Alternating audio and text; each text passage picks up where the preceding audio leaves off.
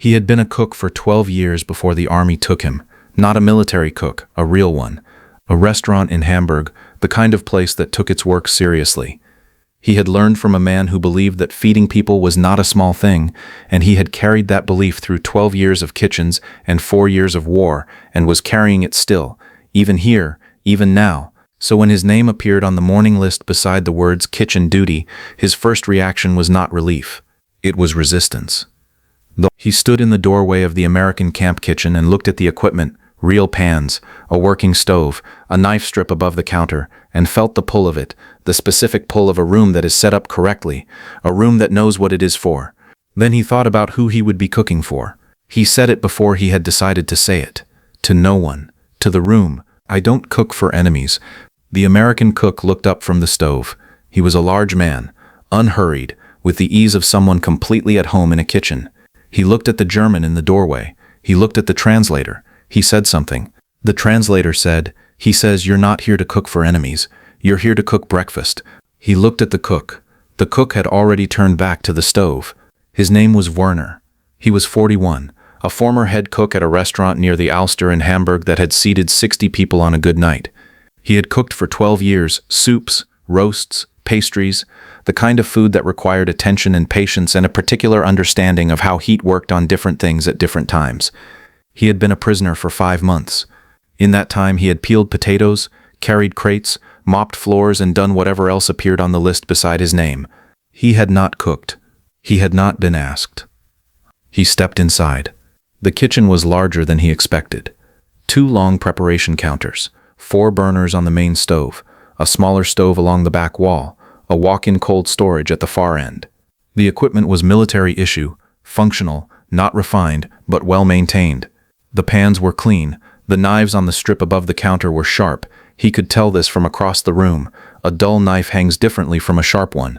The American cook, his name was Briggs, Werner would learn later, was working on a large pot of something that smelled of onion and stock.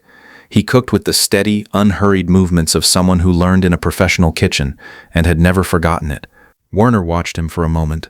Then he said, through the translator, "Your stock is going to be too thin. You added the water too early." Briggs stopped stirring. He looked at the pot.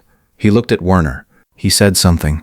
The translator said, "He asks how you know." Werner said, "Because I can smell it." Briggs tasted it from the spoon. He was quiet for a moment. Then he said something to the translator. The translator said, "He says you're right." Neither of them said anything for a moment. Then Briggs stepped back from the stove and gestured toward it with one hand. Werner looked at the stove, then at Briggs, then at the stove again. He said, "This is not my kitchen." The translator repeated it. Briggs shrugged. He said something short.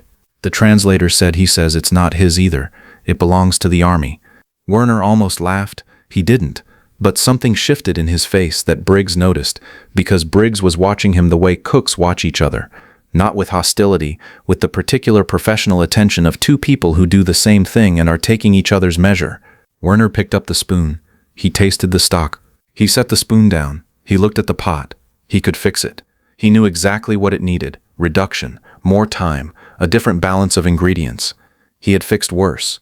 Werner went to the stock. He worked without speaking, which was how he had always worked. He reduced the stock over higher heat, skimmed it carefully, added what it needed from the shelves above the counter, checking each jar and container, learning the kitchen's inventory as he moved through it.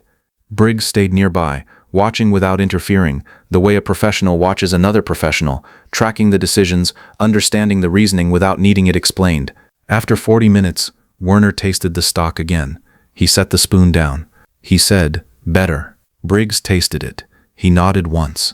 They worked through the morning preparation in the same way, side by side, mostly silent, communicating through gesture and the occasional short exchange through the translator. Werner discovered quickly that Briggs knew what he was doing. The man could cook. He simply cooked the way someone cooks when they have always cooked for large numbers, efficiently, consistently, without the extra attention that made the difference between food that was adequate and food that was good. Werner cooked the way someone cooks when they believe food should be good. At noon, the meal went out to the camp. Werner cleaned the surfaces, methodically, left to right, the tools back in their correct positions. That afternoon, Briggs brought him a supply request form. Ingredients were listed that were not currently in stock. Briggs had written question marks beside some of them and left blanks beside others. The translator said he wants to know what you would add for the soups. Werner looked at the form. He looked at Briggs. He said, "Why does it matter what I would add?" The translator asked. Briggs said something.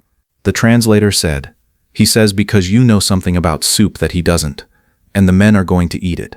Werner looked at the form again. He picked up the pencil. He began to write. He wrote for several minutes. When he was done, the blank spaces were filled and 2 new items had been added that Briggs had not thought to include. Werner pushed the form back across the counter. Briggs looked at it. He said something to the translator. The translator said, "He says he'll submit this today." Werner said nothing. He went back to cleaning. The next morning, his name was on the kitchen list again. He reported at 6. Briggs was already at the stove. Werner put on the apron that had been left on the hook by the door and went to the preparation counter. He did not say anything about the apron. Briggs did not say anything about it either. They worked. This continued for 3 weeks. Each morning Werner came to the kitchen. Each morning they worked through the preparation in their particular way, side by side, mostly silent, the translator less and less necessary as the weeks went on. The language of a kitchen did not require much translation. The food improved, the stock was better, the seasoning was more considered, the timing was more precise. Werner noticed that the men coming through the serving line were eating faster, not desperately the way people eat when they like the food and are not worried about whether there will be more. He noticed this and said nothing. But he noticed it. One afternoon in the 3rd week, Briggs set something on the counter in front of Werner. A small piece of pastry, rough, uneven, made by someone who did not know how to handle pastry dough. The translator said he made it this morning. Before you arrived, he wants to know what's wrong with it. Werner pressed it between his fingers. He looked at the layers, or rather the absence of them. The dough had been worked too much. The butter had warmed. The lamination had collapsed. He said, "You worked the dough too long, and your butter was too warm." The translator repeated it. Briggs looked at the pastry. He said something. The translator said, "He asks if you can show him." Werner looked at Briggs. The man was holding a small notebook and a pencil. He had been ready to write things down. He said, "Come back tomorrow. Bring cold butter." Briggs wrote it down. He nodded once. The next morning the butter was cold. Werner showed him how to handle it quickly, with cold hands, without overworking. Briggs followed carefully, wrote between each step, asked questions that were precise and practical, the questions of someone who wanted to understand the principle rather than just copy the motion. By the end of the morning, Briggs had produced a piece of pastry that was not perfect but was recognizably correct. The layers were visible, the texture was right. He held it up and looked at it. He said something to the translator. The translator said, "He says his mother used to make pastry like this. He never learned how before she died." Werner looked at the pastry in Briggs's hand. He thought about his restaurant in Hamburg, about the man who had taught him, about the belief that feeding people was not a small thing, and that doing it correctly was a way of showing that you understood this. He said, "The butter has to stay cold. That is the whole principle. Everything else follows from that." The translator repeated it. Briggs nodded. He wrote it in his notebook slowly and carefully, the way you write something you intend to remember. Outside, the camp continued its routine. Guards changed, lists were posted. The machinery of captivity kept moving, indifferent to what was happening inside the kitchen. But inside the kitchen, 2 cooks were working at the same counter, and one of them was teaching the other something his mother had known, and the food that came out of that kitchen was better than it had been 3 weeks ago.